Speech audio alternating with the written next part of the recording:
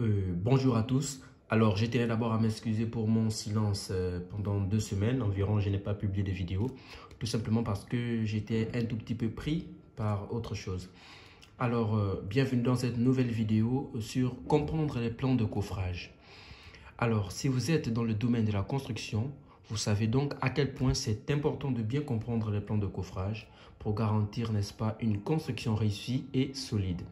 Et donc, dans cette vidéo, nous allons passer en revue les éléments clés de plan de coffrage et comment les lire et les comprendre. Alors, ici, nous avons un plan de coffrage que j'ai dessiné à la main avec ces outils. D'accord? Pour que vous compreniez mieux. Nous avons ici un plan de coffrage. Alors, c'est quoi un plan de coffrage pour ceux qui ne le savent pas? Un plan de coffrage, c'est un plan détaillé qui montre comment les coffrages, donc c'est-à-dire les moules, doivent être construits pour la coulée, n'est-ce pas, du béton lors de la construction d'un bâtiment. Et donc, le plan de coffrage indique l'emplacement des formes, l'emplacement et les formes de coffrage. Donc, on voit l'emplacement et les formes de coffrage. Ici, on sait qu'on coffre généralement les poutres, les poteaux et les dalles. Voilà, ainsi que les dimensions et les positions précises des murs, des poteaux, comme je disais, des poutres et les dalles. Et alors, des autres éléments aussi de la structure. Et donc, le plan de coffrage est important pour assurer donc la qualité et la précision de la construction, car il permet de prévoir à l'avance comment le béton sera coulé et comment les éléments structurels seront assemblés, tout simplement.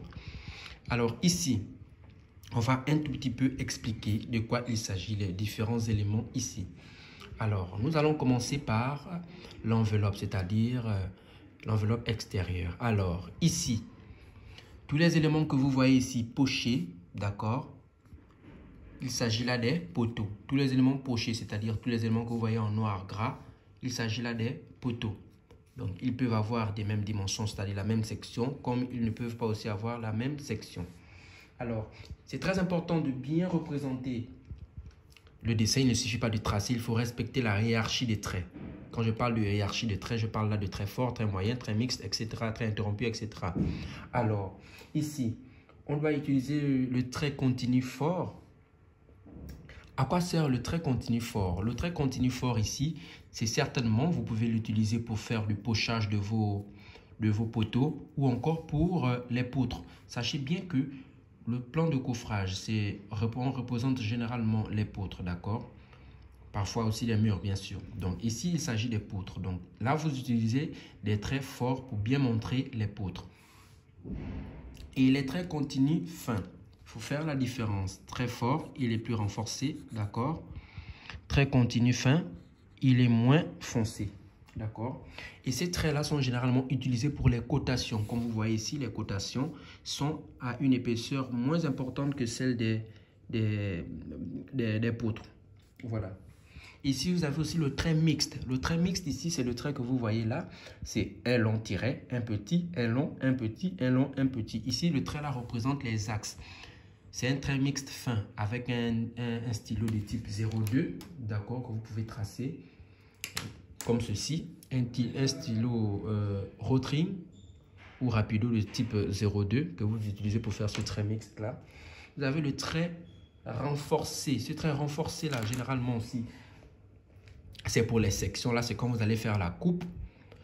Là, on va faire la coupe, mais pas aujourd'hui. Ici, on va juste présenter le plan. Quand on va faire la coupe, là, on utilise des traits renforcés. Si vous utilisez des crayons, vous prenez les crayons de 4, 6B, 8B même pour faire des traits renforcés. Voilà.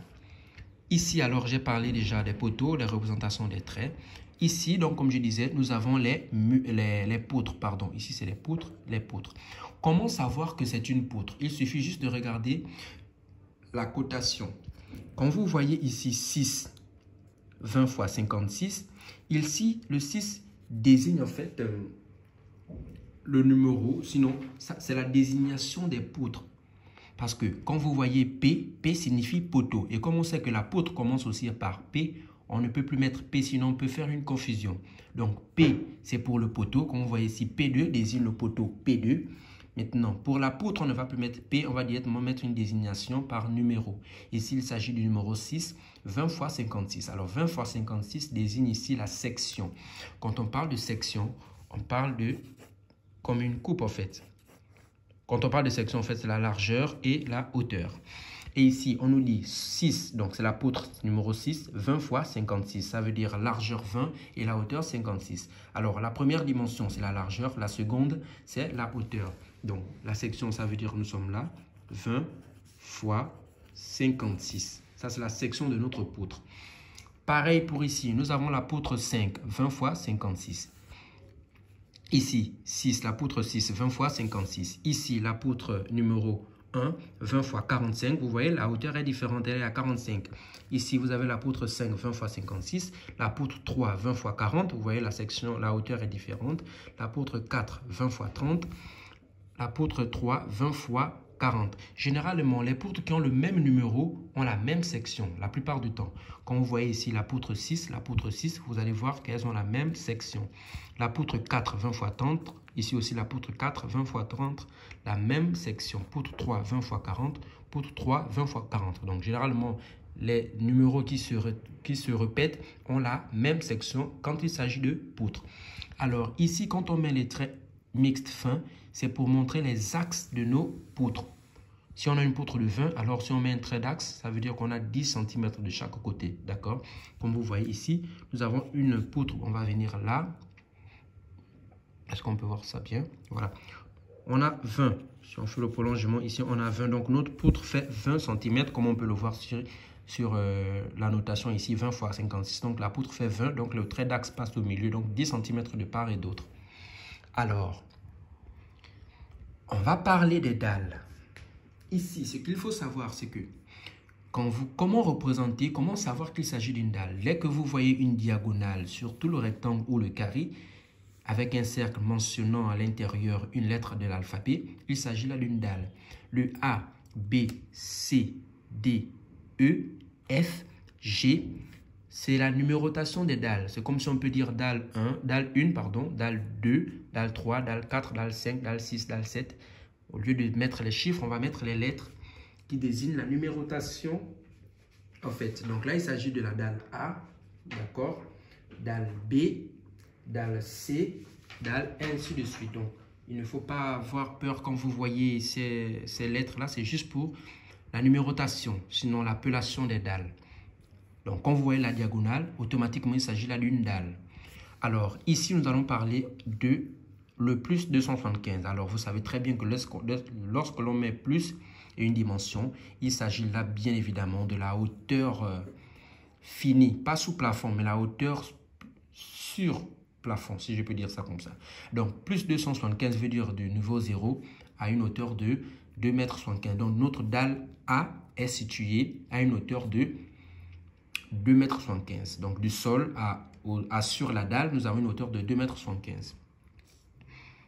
Ici, on va voir aussi plus 2,70 m. Ça veut dire que c'est la hauteur 2,70 m. Donc, on voit bien qu'il y a une différence de niveau. Cette dalle-là, la dalle G, est située à 2,70 m du sol et la dalle A est située à 2,75 m. Alors, quand on met la hauteur du sol d'une dalle depuis le sol, si cela ne se répète pas sur les autres parties, les autres dalles, ça veut dire qu'elles ont toutes la même hauteur. Par exemple, j'ai 2,75 m ici. Ici, on ne met plus la cotation de la hauteur. Ici, on ne met plus la cotation de la hauteur. Ça veut tout simplement dire que toute cette partie-là ont la même hauteur. 2,75 m, on le met une fois. Tant qu'on ne le met plus, ça veut dire que les dalles qui sont à côté d'elles ont la même hauteur. Donc 2,75 m ici, ça veut dire qu'on a la même hauteur ici, la même hauteur ici. D'accord? La même hauteur ici, la même hauteur ici, la même hauteur ici. Du moment où on met encore une autre cotation, cela veut forcément dire que la hauteur change.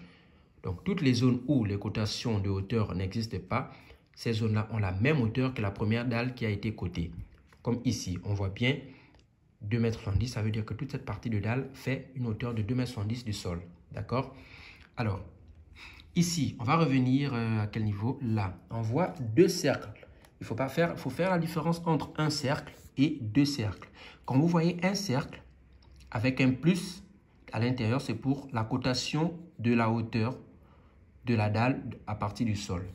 Et ici, deux cercles, et vous voyez 20 à l'intérieur. Ici, c'est pour coter l'épaisseur de la dalle, d'accord?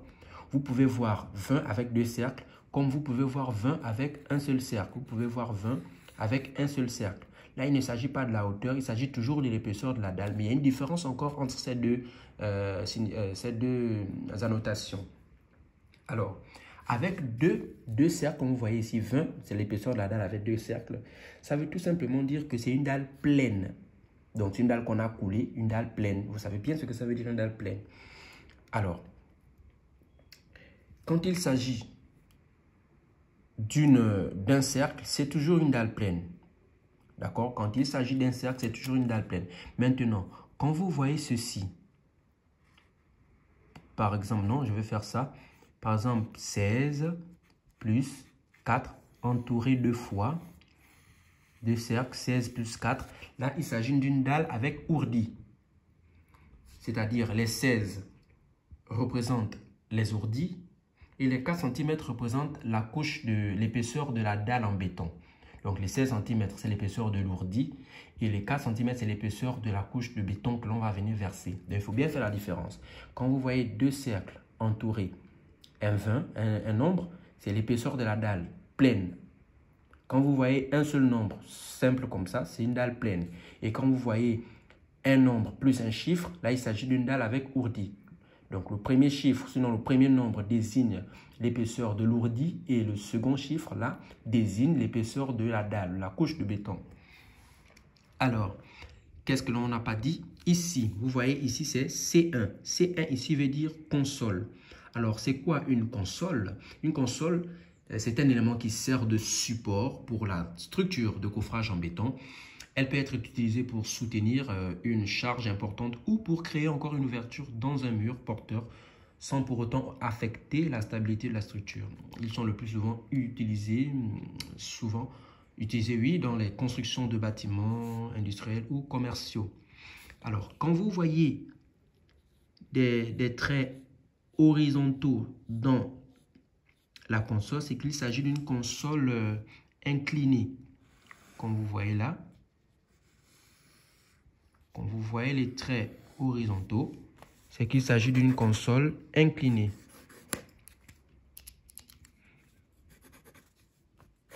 Vous voyez, quand il s'agit d'une console avec des traits à l'horizontale, c'est que là, il s'agit d'une console inclinée.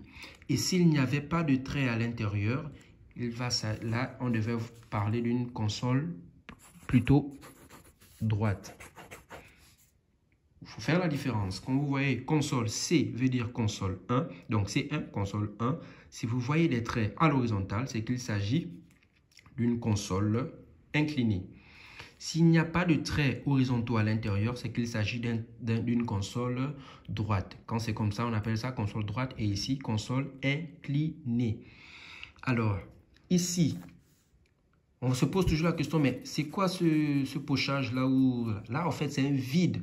Toute cette partie-là, c'est des dalles. Vous voyez des traits, des diagonales qui traversent nos carrés, nos rectangles. Ici, on n'a pas ça, c'est que l'espace est vide. Ici, c'est le vide. On appelle ça la trémie. C'est quoi la trémie? La trémie, c'est l'ouverture qui permet de créer une liaison entre deux niveaux. Quand on parle de liaison entre deux niveaux, c'est par exemple ce moment-là que nous appelons trémie. Et donc, c'est une ouverture qui crée une liaison entre deux niveaux d'une construction. Et donc, cette trémie est généralement créée pour permettre, comme je disais alors, le passage d'un escalier ou encore d'un ascenseur. Parce que oui, quand il y a l'ascenseur, il y a forcément un percement là. Et donc, cette trémie est souvent délimitée par les murs porteurs. Donc, qui entourent par des poutres. Donc, parfois aussi, c'est des poutres là qui sont là, à ce niveau-là. Des poutres qui soutiennent tout ça. Et les poteaux aussi pour soutenir alors le plancher supérieur. Donc le plancher qui est en haut, les poteaux et les poutres soutiennent ceci. Voilà, c'est ce qui est pour la trémie. Donc quand vous voyez ce pochage là un peu incliné comme ça, il s'agit là de la trémie où va passer soit l'escalier, soit l'ascenseur. D'accord? Et on a forcément les dimensions que l'on donne. Alors ici, on voit les cotations. Là, c'est l'épaisseur de la poutre. On voit bien 20, on peut se rendre compte que le 20 ici revient à la notation de la poutre. Poutre numéro 1, 20 fois 45, je lui ai dit 20. Le premier nombre, c'est la largeur. On revoit ça ici, la largeur 20. Ici, cette dalle D là fait 4 mètres. D'accord? Et l'autre dalle C, 4 mètres. Donc, c'est la même chose pour ici. Cette dalle là fait 1 mètre. Celle-là fait 1,99, 1,99, pardon, 1,90, 1,90, 1,90. Et là, voilà. Ici, quand vous ne voyez pas une, on appelle ça ici cotation verticale parce qu'elle est dans le sens vertical. Et ici, c'est la cotation horizontale, toutes les cotations qui sont à l'extérieur. Ici, si vous ne voyez pas de cotation verticale, c'est que c'est la même cotation qui se représente ici. On ne va pas représenter deux fois la même chose, sinon là, on surcharge le dessin. Et si on surcharge le dessin, ça peut causer de mauvaises lectures, ça peut engendrer de mauvaises lectures avec les techniciens, d'accord? Donc, si on a mis 4 mètres ici, 4 mètres, 1 mètre, si on a mis des dimensions ici et que ces dimensions sont les mêmes de l'autre côté, on n'a plus besoin de les mettre. Le technicien, lui, il va savoir que c'est pareil ici, il ne va plus beaucoup chercher. Voilà. Ici, alors, comme on a parlé des poutres, on a parlé des poteaux, on a parlé des consoles, on a parlé des dalles et tout. Voilà. Ici, c'est la coupe. Alors, la coupe, vous pouvez passer entièrement sur le dessin, d'accord? Moi d'ailleurs, j'aime bien passer sur le dessin, mais parfois aussi, ça peut te faire beaucoup réfléchir. Donc, quand tu passes le dessin, ça surcharge aussi le dessin. Tu vas passer sur un dessin, ça fait beaucoup de traits. Donc, vous pouvez juste mettre des traits aux extrémités du dessin pour montrer la coupe. Et quand vous allez faire votre coupe, vous faites juste une projection, d'accord? Là, on a la coupe bébé et ici la coupe AA. Donc, vous mettez un long trait et un petit trait. Comme vous savez, la coupe est généralement un trait mixte fin. Comme j'ai dit, trait mixte fin, c'est un long, un petit, un long, un petit. Alors ici, si le trait mixte de la coupe, le premier long tiret est toujours renforcé. Donc, il est beaucoup plus fort que le reste des tirets. Je prends l'exemple. Quand vous faites le trait mixte fin de la coupe, le premier, il est fort. Ensuite, le reste, c'est beaucoup plus allégé, d'accord? D'accord? Et le dernier de la coupe aussi, il est fort. Le dernier, il est fort. Comme vous voyez, entre cette épaisseur de trait et celui-ci, et celle-là, pardon, c'est différent. Ici aussi, c'est différent. J'ai mis en bleu pour que vous voyez mieux. Alors, au niveau de la cotation, nous avons parlé de la cotation intérieure, verticale, c'est celle-là. Maintenant, la cotation extérieure, verticale, c'est celle-là. Alors, on a deux types de cotation en plan de coffrage. On a la cotation d'axe en axe et la cotation totale. Pour l'extérieur, à l'extérieur, on a la cotation d'axe en axe. Comme vous voyez ici, 4,20 m de l'axe de cette poutre-là à l'autre axe, on doit mettre sa cotation. Et ici aussi, de cet axe-là, on quitte pour aller à l'autre axe, on met sa cotation. C'est facile de faire la cotation d'axe en axe. Si vous avez une poutre déjà de 20, vous prenez juste son milieu. Vous partez à l'autre milieu de l'autre poutre et vous savez que 20 divisé par 2, c'est 10. Donc 10 de ce côté. Ce qui reste, vous additionnez et ce qui reste, vous additionnez, ainsi de suite. La deuxième cotation, c'est la cotation des poteaux. Ici, la cotation des poteaux, vous voyez, on a un poteau de 30. À ne pas confondre avec la poutre qui fait 20. Nous avons un poteau de 30, P2, nous avons un poteau de 30. Ensuite, vous mettez la cotation du poteau jusqu'à l'autre poteau. Ensuite, du poteau jusqu'à l'autre poteau. Donc, vous voyez, 30 pour le poteau. Ensuite, on vient au prochain poteau. On met la distance que l'on a laissée là, donc du reste de la poutre. Ensuite, on prend la largeur du poteau. On revient encore. On prend la largeur du poteau, ainsi de suite. Ensuite, on met la cotation totale. Donc, hors poutre. À l'extérieur, on a 10,40 m. À l'intérieur, c'est toujours des axes. De l'axe là à cet axe, 3,60 m. De cet axe à cet axe, 2,40 m. De cet axe à l'autre, 4,20 m. Pareil pour les autres côtés, d'accord? Donc, on a deux cotations. La cotation d'axe en axe et la cotation totale. Voilà. Et vous pouvez aussi faire la cotation des poteaux. Donc, vous pouvez aller jusqu'à 3 cotations. C'est possible, d'accord? Je pense que c'est tout ce qu'il y a à dire sur le plan de coffrage, d'accord? Et voilà, donc sur le plan de coffrage, on ne représente que les poutres, les poteaux, les trémies, etc. Peut-être encore les murs, oui. C'est tout pour cette vidéo. Alors, la prochaine vidéo, nous allons faire ces coupes-là. Donc, essayez de faire vos coupes et vous essayez de m'envoyer vos coupes en commentaire, d'accord? Ou je vais mettre mon adresse mail. Je vais mettre mon adresse mail dans la description et vous m'envoyez les coupes que vous aurez à faire. Donc, je vous laisse faire une capture d'écran pour faire vos coupes et je vais vérifier vos coupes dans ma boîte mail. Ensuite, vous donnez une note. Alors, on se retrouve pour une prochaine vidéo. Abonnez-vous et activez la cloche de notification.